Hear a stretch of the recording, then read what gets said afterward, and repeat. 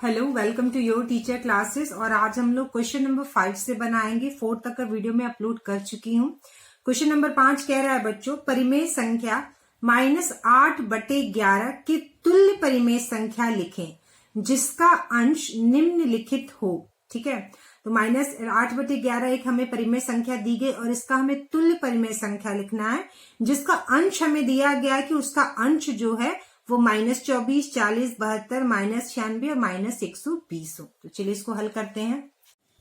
तो चलिए क्वेश्चन को मैंने यहाँ लिखा है बच्चों, परिमेय संख्या -8/11 की तुल्य परिमेय संख्या लिखें जिसके अंश निम्नलिखित हो। तो मैंने जो चौथा क्वेश्चन करवाया था उसमें बताया था तुल्य परिमेय संख्या क्या होती है। तो ऐसी परिमेय संख्याएं जो परस्पर बराबर हो, ठीक है, एक दूसरे के समान हो, उन्हें क्या कहते हैं? तुल्य परिमेय संख्या कहते हैं। और तुल्य परिमेय संख्या बनाने के लिए क्या करना होता है बच्चों? हमें समान संख्या से अंश और हर, ये ऊपर -8 अंश है और 11 हर है, हमें एक समान संख्या से अंश और हर दोनों में गुना करते हैं और गुना करके हम तुल्य परिमेय संख्या ज्ञात करते हैं। ठीक है, तो यहाँ पे क्वेश्चन है बच्चों, -24 जो है वह अंश होना चाहिए। ठीक है, तो हम लोग यहाँ पे लिख लेंगे -8/11 परिमेय संख्या। अब हमें -24 अंश करने के लिए -8 में क्या चीज से गुना करना होगा जो कि यह क्या बन जाए बच्चों? -24 बन जाए। तो हमें 8 में क्या चीज से गुना करेंगे बच्चों? 3 से गुना करेंगे। तो 8 3 24, यानी कि यह -24 हमारा अंश बन गया। ठीक है, जिस संख्या से हम अंश में गुना करते हैं उसी संख्या से हम नीचे भी हर में गुना करते हैं। और यह क्या हो गया? 11 3 यह हो गया बच्चों 33। तो यह हमारा समतुल्य परिमेय संख्या क्या बन गया? -24/33। ठीक है, जब हम इसको हम जब 3 से काटेंगे तो बच्चों यह ऊपर -8 और नीचे 11 से कटेगा और यह कितना आ जाएगा? -8/11, यानी कि -24/33 जो है वह -8/11 के बराबर है, यानी परस्पर यह बराबर है, इसलिए यह समतुल्य परिमेय संख्या है। इसका किसका? -8/11 का। ठीक है, दूसरा है बच्चों 40, यानी हमारा अंश जो है वह 40 आना चाहिए। तो हम यहाँ लिख देंगे -8/11। तो -8 में बच्चों हम क्या चीज से गुना करें कि यह जो है हमारा अंश जो है वह 40 हो जाए, यानी कि +40 हो जाए। तो 8 5 40 होता है, 8 5 40। ठीक है, तो अगर हम 5 से गुना करते हैं +5 से तो यह हो जाएगा -40। तो हमें -5 से गुना करना होगा, तब जाके -8 में जब हम -5 का गुना करेंगे तो यह हो जाएगा +40, क्योंकि माइनस से माइनस का गुना करने पे वो प्लस होता है। और -5 से जब हम ऊपर गुना करेंगे तो -5 से हमें नीचे यानी हर में भी गुना करना होगा और यह हो जाएगा 11 25 55, यानी कि -55। ठीक है, तो दूसरे वाले का अंश क्या हो गया? 40 और हर क्या हो गया? -55। इस तरह से हम इसको हल करेंगे। ठीक है, तो चलिए बच्चों यहाँ पर तीसरा क्वेश्चन है। यहाँ पे है अंश हमें क्या बनाना है? 72 बनाना है। ठीक है, तो -8/11 में हमें गुना करना होगा। ठीक है, तो -8 में हम किस चीज से गुना करेंगे बच्चों की यह अंश जो है वह हमारा +72 बन जाए। ठीक है, तो 8 9 यानी 8 9 72 होता है, 8 9 72। ठीक है, यानी -9 में जब हम गुना करेंगे, -8 में जब हम -9 से गुना करेंगे तो वह कितना आ जाएगा? +72। तो हमारा अंश हो गया +72, लेकिन हमें -9 से नीचे भी गुना करना होगा और ये क्या हो गया? 11 9 99। ठीक है, 99 यह हो गया माइनस। ठीक है, 72/-99। ठीक है, 72/-99। ठीक है, ये हमारा समतुल्य परिमेय संख्या हो गया। किसका? -8/11 का। ठीक है, चलिए अब है तीसरा। यहाँ पे देखिए -96 है, -96। ठीक है, क्या होना चाहिए? हमारा अंश होना चाहिए।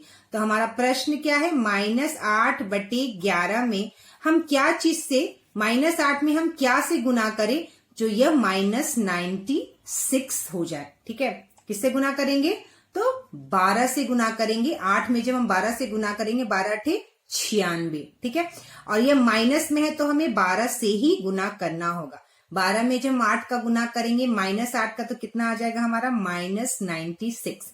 और हर में भी हमें 12 से गुना करना पड़ेगा, तो यह कितना आ जाएगा बच्चों, 11 में 12 10 120, 12 11 132, तो यह कितना आ जाएगा बच्चों 132 -96/132। ठीक है, तो चलिए अब हमारा ये 5वां क्वेश्चन क्या है, -120 अंश होना चाहिए। ठीक है, तो हमारा क्वेश्चन क्या है हमारे पास, -8/11 हमारा परिमेय संख्या है। तो -8 में हम किस चीज से गुना करें बच्चों, कि वह हो जाए -120। ठीक है, तो -8 में हम किस संख्या से गुना करें कि वह हो जाए -120। देखिए बच्चों, यहाँ पर अगर बड़ी संख्या दी होगी, छोटी संख्या तो हमें पता चल जाती कि इसमें हम इसका गुना करेंगे तो ये होगा। ठीक है, छोटी संख्या से हमें पता चल जाता है।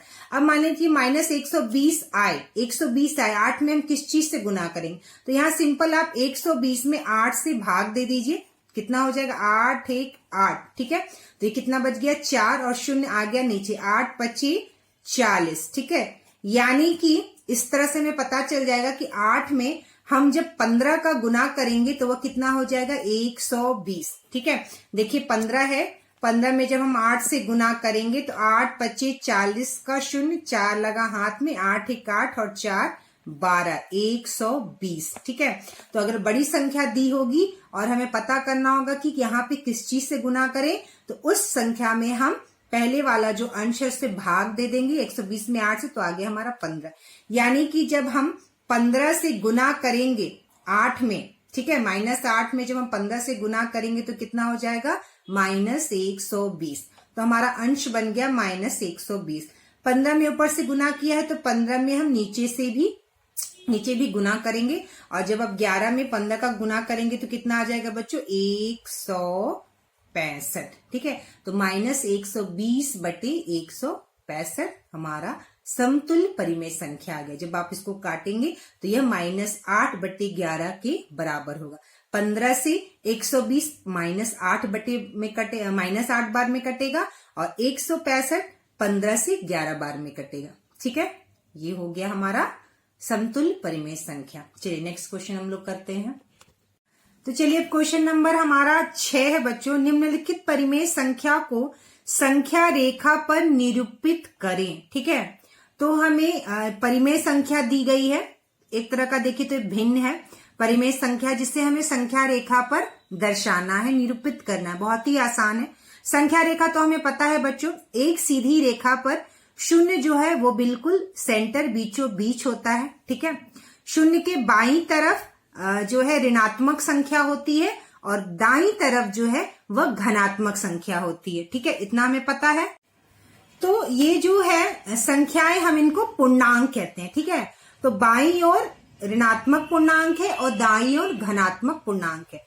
तो यहाँ पे जो हमारा ये परिमेय संख्या दिया है बच्चों वह धनात्मक है, क्योंकि यहाँ पे नेगेटिव साइन तो है नहीं, तो ये परिमेय संख्या धनात्मक है। यानी कि जो भी हम यहाँ पर निरूपित करेंगे 4/5 वो 0 से धनात्मक पूर्णांक की तरफ ही दर्शाया जाएगा। ठीक है, 4/5 धनात्मक है, तो 0 के दाईं ओर जो धनात्मक पूर्णांक है उधर ही हमें इसे दर्शाना होगा।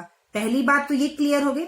दूसरी बात अब हमें ये देखना है बच्चों कि 4/5 जो है वह किन दो संख्याओं के बीच निरूपित करना है। तो क्या करेंगे हम, 4/5 यानी कि 4 में हमें 5 से भाग देना है। ठीक है, तो हम 5 से भाग देंगे 4 में, तो यह नहीं कटेगा। हम दशमलव लेके यहाँ 0 बैठाएंगे। ठीक है, और 5 8 40, यानी कि 4 में जब हम 5 से बच्चों भाग दे रहे हैं तो वो हमारा क्या निकल के आ रहा है, 4 में जब हम 5 से भाग दे रहे हैं तो 0.8 आ रहा है। कितना आ रहा है बच्चों, 0.8 है बच्चों। जब हमने 4 में 5 से भाग दिया तो 0.8 आया, मतलब कि 0.8 जो है वह 0 और 1 के बीच है। ठीक है, 0.8 जो है क्या बच्चों, 1 से छोटा है। किससे छोटा है, 1 से छोटा है। ठीक है, 1 से छोटा है 0.8, यानी 4/5 जो है बच्चों वो 0 और 1 के बीच में बनेगा। ये आ गई बात आपको समझ में, क्यों, क्योंकि ये 0.8 है और 0.8 0 और 1 के बीच में बनेगा। पहली बात।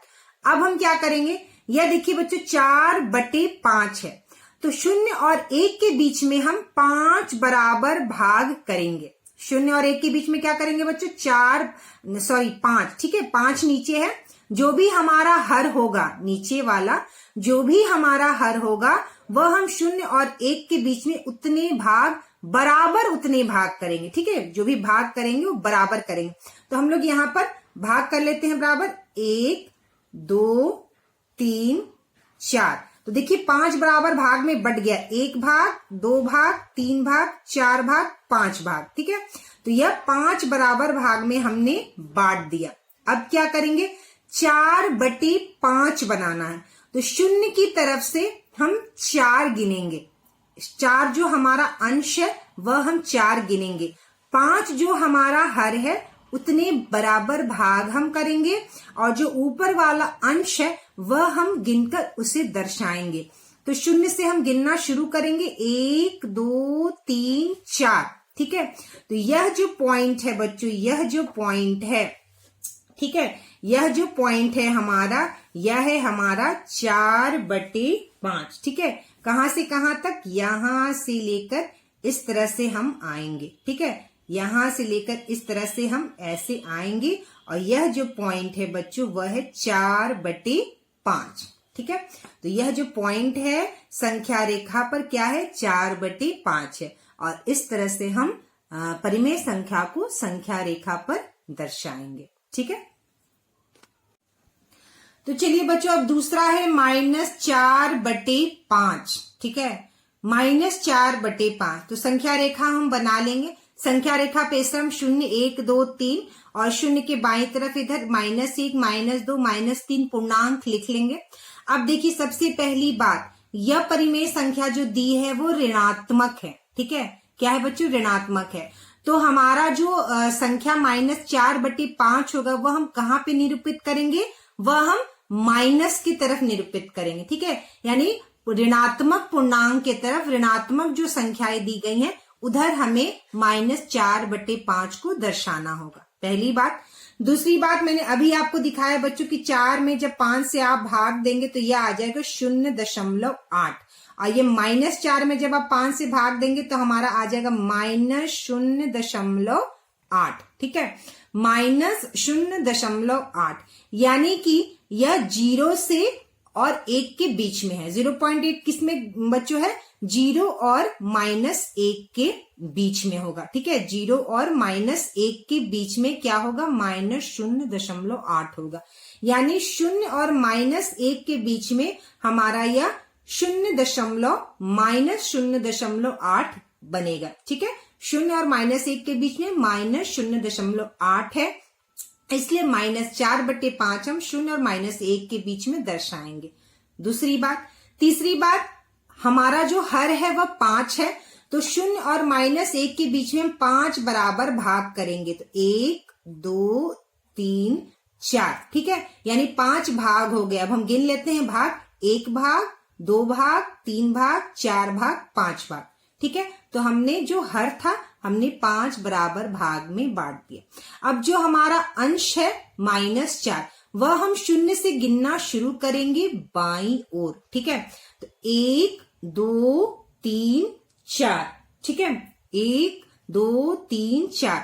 तो यहां से लेकर 0 से लेकर ये आपका 4 तक, ऐसे यहां पर यह जो पॉइंट है आपका बच्चों, यह जो पॉइंट है वह क्या है, -4/5 है, ठीक है। यानी -4/5 ठीक 0 के बाईं तरफ होगा, और +4/5 ठीक 0 के दाईं तरफ होगा, ठीक है। तो इस तरह से हम संख्या रेखा पर परिमेय संख्या को निरूपित करते हैं। चलिए अब तीसरा क्वेश्चन देखते हैं हम लोग।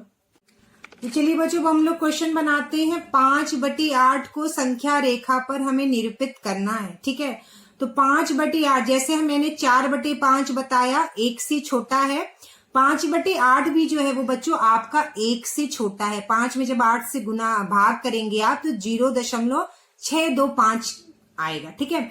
तो वह जो है वो 1 से छोटा है, ठीक है। 5/8 क्या है बच्चों, 1 से छोटा है, और यह भी जो है 0 और 1 के बीच आएगा। यह है आपका -1 और यह है आपका -2।